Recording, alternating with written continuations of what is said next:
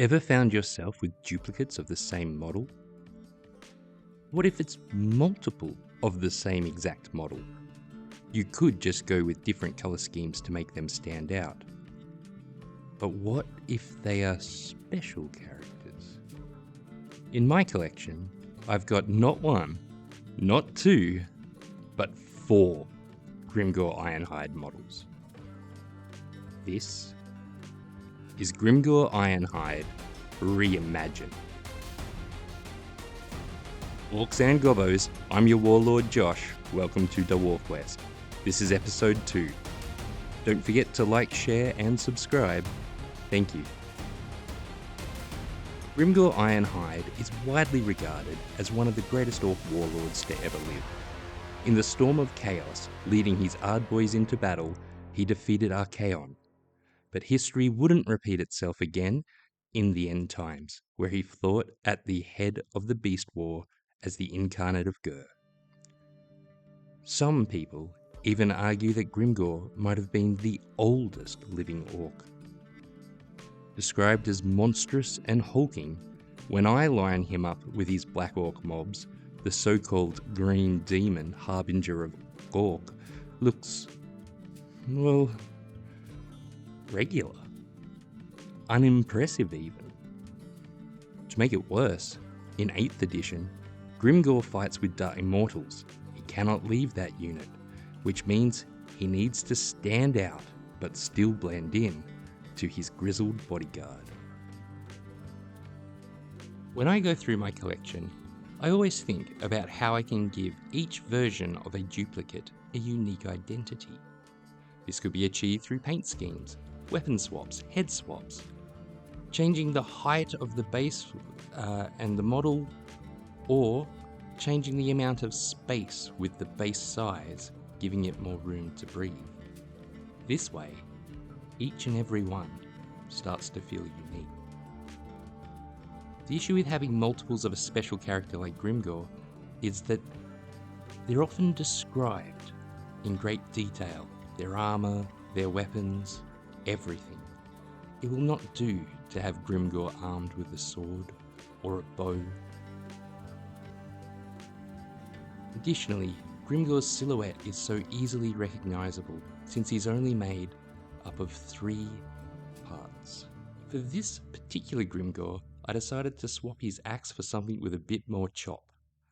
I had chosen this badass axe from the Black Orcs plastic set and used clippers to remove Grimgor's hand that was holding the Empire Captain's head.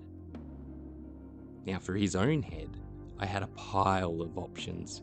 Everything from standard orc heads to some cooler, more unique ones. But Grimgor's own head still seemed to make a perfect fit.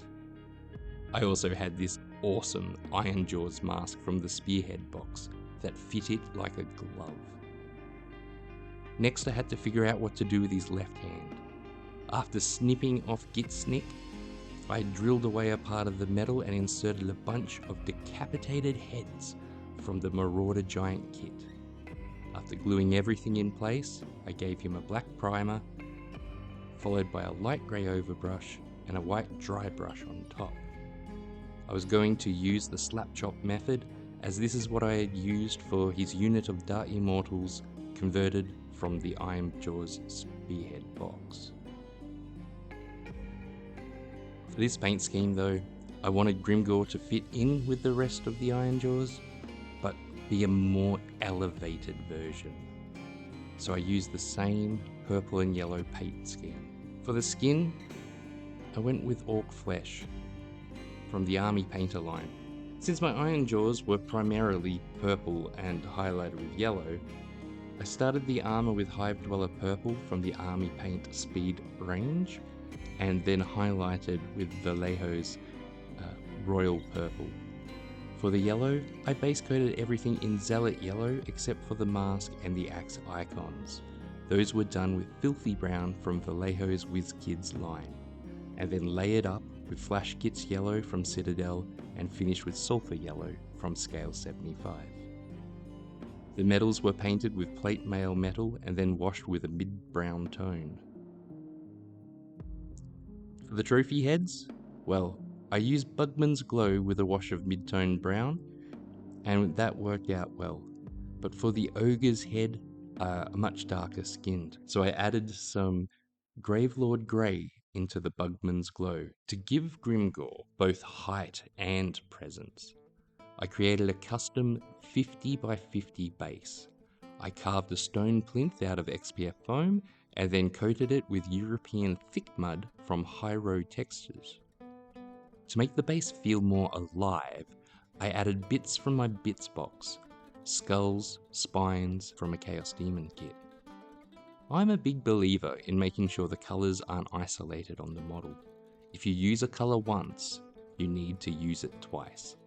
That way the colour feels more integrated within the model's world. So I made sure to carry over any single-use colours from the model onto the base and the two shields upon which Grimgor stood.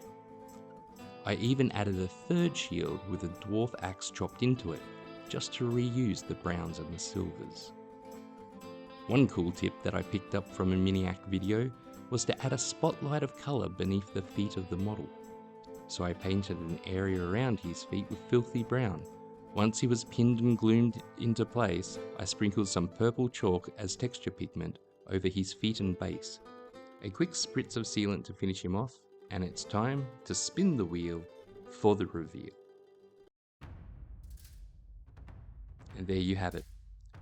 Grimgor Ironhide reimagined, made to stand out as a true leader within a war of Black Orcs, or even in a single unit of Dark Immortals. Thanks for watching, and if you liked the video, don't forget to like, share and subscribe. I'll see you in the next one. And remember, this is WaaaAGH, and if it ain't green, belt it until it stops moving.